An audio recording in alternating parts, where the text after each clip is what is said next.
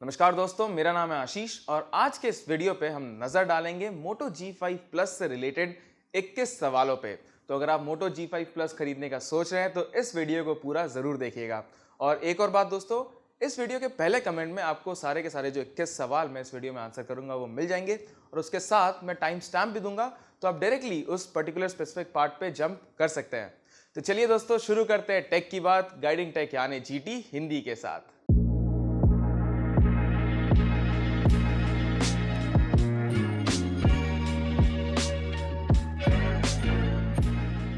तो सबसे पहला सवाल है कि Moto G5 Plus में कौन सा SoC यूज हुआ है। तो दोस्तों, इस फोन पे Snapdragon 625 यूज हुआ है जिसमें Adreno 546 GPU है।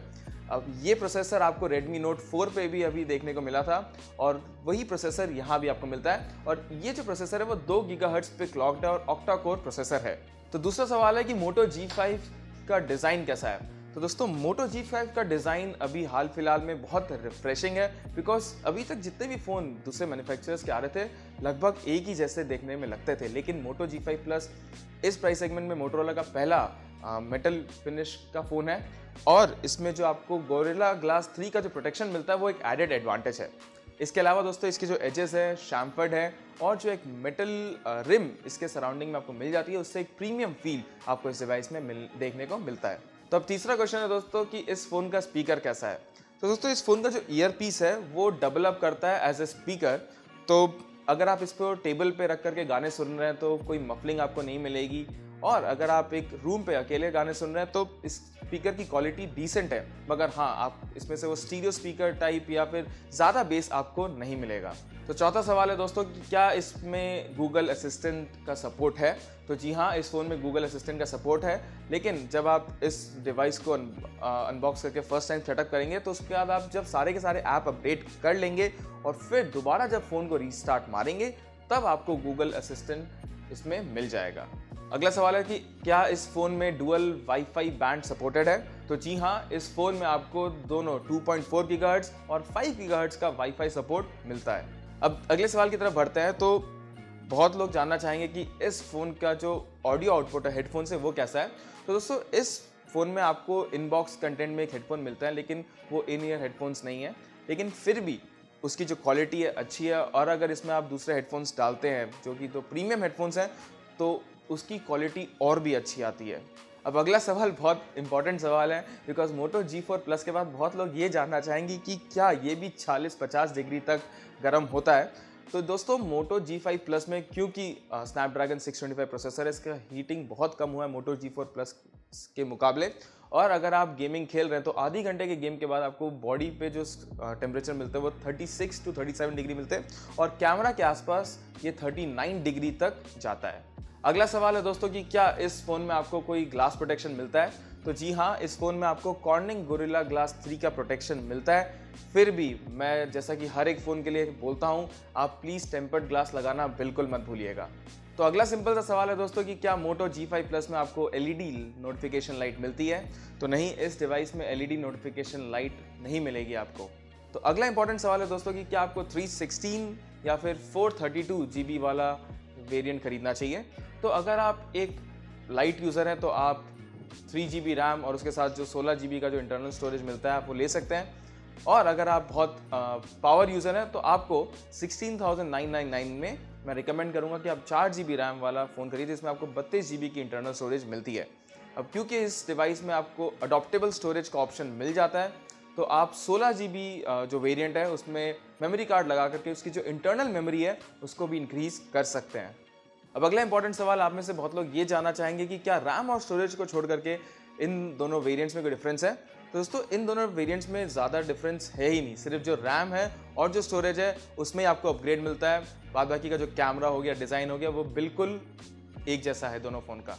अब अगला सवाल है कि ये फ़ोन कौन सा एंड्रॉयड वर्जन रन करता है। तो आउट ऑफ द बॉक्स आपको इस फ़ोन पे एंड्रॉयड 7.0 मिल जाएगा और ये जो एंड्रॉयड है दोस्तों, एकदम स्टॉक एंड्रॉयड एक्सपीरियंस आपको मिलता है। यहाँ पे आपको ज़्यादा ब्लोटवेयर्स नहीं मिलते हैं और चूंकि ये मोटोरोला है तो अपडेट्स के बारे में तो सेकंड थॉट देने की ज़रूरत ही नहीं पड़ेगी। अब बढ़ते हैं हमारे नेक्स्ट क्वेश्चन की तरफ और आप में से बहुत लोग ये जानना चाहेंगे कि क्या इसमें वो जियो सिम चलेगा।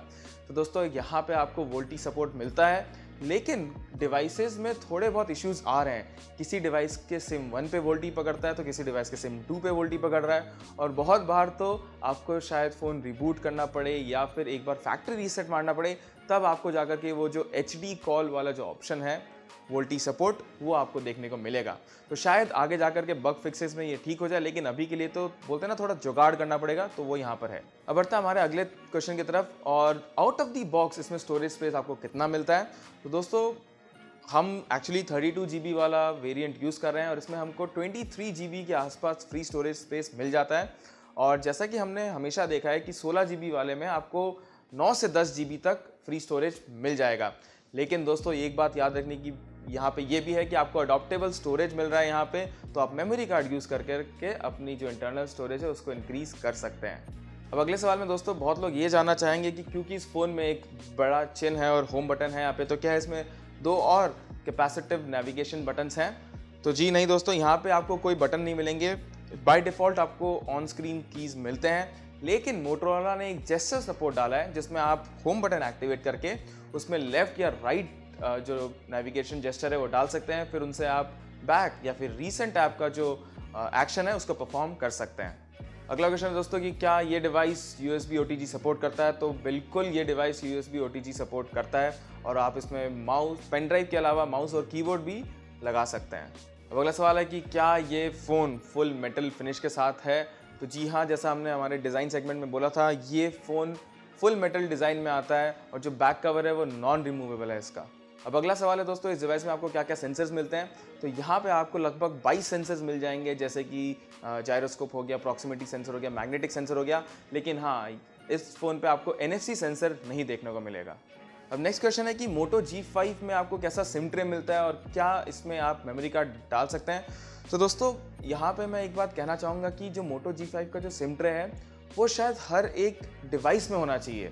जी हाँ दोस्तों, इस फ़ोन पे आप 2 नैनो सिम कार्ड और एक माइक्रो SD कार्ड तीनों एक साथ यूज़ कर सकते हैं। तो आपको, अगर आप जैसे आप हाइब्रिड स्लॉट में करते हैं कि आपको सेकंड सिम या फिर माइक्रो SD में SD कार्ड में सेलेक्ट करना पड़ता है, वो आपको मोटो G5 में देखने को नहीं मिलेगा, और आप 2 सिम और एक माइक्रो SD कार्ड तीनों एक साथ लगा करके सीमलेसली काम कर सकते हैं।